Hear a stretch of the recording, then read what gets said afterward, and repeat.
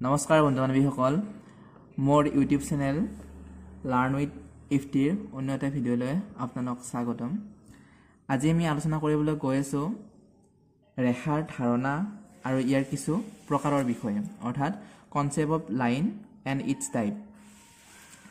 আমি জানো যে কিছুমান বিন্দুৰ সমষ্টি আমি এটা ৰেখালৈ পৰিণত কৰিব পাৰোঁ। যেতিয়া বিন্দুবিলাকক আমি সংযোগ কৰি দিওঁ তেতিয়া সেই বিন্দুবিলাকে এডাল ৰেখালৈ ৰূপান্তৰিত হয় আৰু সেই ৰেখাক দুয়োফালে অসীমলৈ বঢ়াব পাৰি। অৰ্থাৎ ৰেখা হৈছে কিছুমান বিন্দুৰ সমষ্টি যাক অসীমলৈ দুয়োফালে বঢ়াব পাৰি। আৰু মনত ৰাখিবা ৰেখাৰ আদিবিন্দু আৰু অন্তবিন্দু নাথাকে, অৰ্থাৎ এই ৰেখাৰ আদিবিন্দু আৰু অন্তবিন্দু নাই। লগতে মই আৰু দুটা কথা কৈছোঁ, ৰেখাখণ্ড যাক আমি ইংৰাজীত লাইন ছেগমেণ্ট বুলি কওঁ, অৰ্থাৎ ৰেখাৰ একোটা খণ্ডক আমি ৰেখাখণ্ড বোলা হয়। অৰ্থাৎ এইডাল দীঘলে দীঘলে ৰেখা আছিলে, এই ৰেখাডালৰ যদি আমি এটা নিৰ্দিষ্ট অংশ লওঁ, অৰ্থাৎ এইটো এটা অংশ, সেই অংশটোক আমি কি বুলি জনা যাব? ৰেখাখণ্ড। এই ৰেখাখণ্ডৰ এটা আদিবিন্দু থাকিব আৰু এটা প্ৰান্তবিন্দু থাকিব, অৰ্থাৎ অন্তবিন্দু থাকিব। সেয়েহে ৰেখাখণ্ডৰ আদিবিন্দু আৰু অন্তবিন্দু থাকে। এতিয়া চোৱা ৰশ্মি। ৰশ্মি বুলি ক'লে মনত ৰাখিবা এটা নিৰ্দিষ্ট বিন্দু থাকিব লাগিব যাক আমি আদিবিন্দু বুলি কওঁ। সেই আদিবিন্দুৰ পৰা এডাল ৰশ্মি ওলাব, কিন্তু সি শেষ নহয়, অসীমলৈ গৈ থাকিব। অৰ্থাৎ এটা নিৰ্দিষ্ট বিন্দুৰ পৰা অসীমলৈ আগবঢ়াব পৰা সৰল ৰেখাকে ৰশ্মি বোলা হয়। ৰশ্মিৰ আদিবিন্দু আছে কিন্তু অন্তবিন্দু নাই। এইখিনি আছিল ৰেখাখণ্ডৰ ৰশ্মিৰ কথা। এতিয়া আহোঁ ৰেখাৰ প্ৰকাৰৰ বিষয়ে।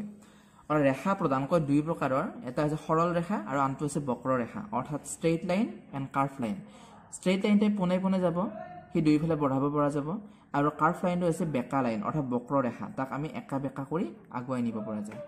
ইয়াৰ উপৰিও সৰল ৰেখা দুই প্ৰকাৰৰ পোৱা যায়। এটা আছিল আমাৰ অনুভূমিক ৰেখা, যাক ইংৰাজীত হৰাইজণ্টেল লাইন বুলি কওঁ, অৰ্থাৎ এক্স অক্ষৰ সমান্তৰালভাৱে থকা ৰেখাবিলাকক অনুভূমিক ৰেখা বোলা হয়।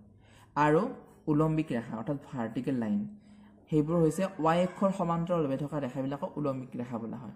অৰ্থাৎ আমি জানোৱে এক্স অক্ষ আৰু ৱাই অক্ষ, যদি আমি এই প্লেনখন সমতলখন আমি চাওঁ, তেতিয়া এক্স অক্ষ এইডাল পোৱা যায় এক্স অ' এক্স ডেছ, আৰু ৱাই অক্ষ এইডাল পোৱা যায় ৱাই অ' ৱাই ডেছ। ইয়াৰ এক্স অক্ষৰ সমান্তৰাল হোৱা ৰেখাবিলাক কোৱা অনুভূমিক ৰেখা, আৰু ৱাই অক্ষৰ সমান্তৰাল ৰেখাবিলাক কোৱা হ'ব ভাৰ্টিকেল ৰেখা অৰ্থাৎ উলম্বিক ৰেখা। ইয়াৰ উপৰিও আৰু কেইডালমান আমাৰ ৰেখাৰ কথা আমি জানিব লাগিব। এটা হৈছে সমান্তৰাল সৰল ৰেখা, this is most important.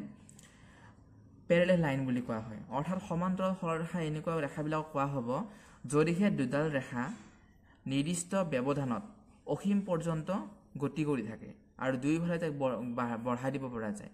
C straight line পোনে পোনে যাব পাৰে, বা উলম্বিকভাৱেও যাব পাৰে, বা বেকা কৰিও যাব পাৰে, কিন্তু দুয়োটাৰ মাজত ডিষ্টেঞ্চটো একে থাকিব লাগিব। অৰ্থাৎ এখন সমতলত থকা দুডাল ৰেখা প্ৰত্যেকৰ পৰা সমদূৰত্বত থাকিলে আৰু কেতিয়াও কটাকটি নকৰিলে ৰেখা দুডালক পৰস্পৰ সমান্তৰাল ৰেখা বুলি কোৱা হয়। আৰু এই সমান্তৰাল সৰল ৰেখাক পেৰেলেল এই চাইনৰ দ্বাৰা আৰু এইটো চিহ্নৰ দ্বাৰা বুজোৱা হয়। 2 নম্বৰ হৈছে ইণ্টাৰচেক্টিং লাইন অৰ্থাৎ ছেদক ৰেখা। যদিহে দুডাল অসমান্তৰাল ৰেখাই এটাৰ বিন্দুত কটাকটি কৰে তেন্তে এই ৰেখা দুডালক কোৱা হ'ব ছেদক ৰেখা। ইয়াৰে কটাকটি কৰা বিন্দুটোক ছেদ বিন্দু বুলিও কোৱা হয়। 3 নম্বৰত আছে পাৰপেণ্ডিকুলাৰ লাইন অৰ্থাৎ লম্ব ৰেখা। যদিহে দুডাল ৰেখা পৰস্পৰক সমকোণত অৰ্থাৎ 90 ডিগ্ৰী সমকোণত ছেদ কৰে তেন্তে ৰেখা দুডালৰ এটাক আনটোৰ লম্ব ৰেখা বুলি কোৱা হয়। এইডালৰ সাপেক্ষে এইডালক লম্ব ৰেখা বুলি জনা যাব। আৰু শেষৰটো হৈছে ট্ৰান্সভাৰ্চেল লাইন অৰ্থাৎ তিৰ্যক ৰেখা।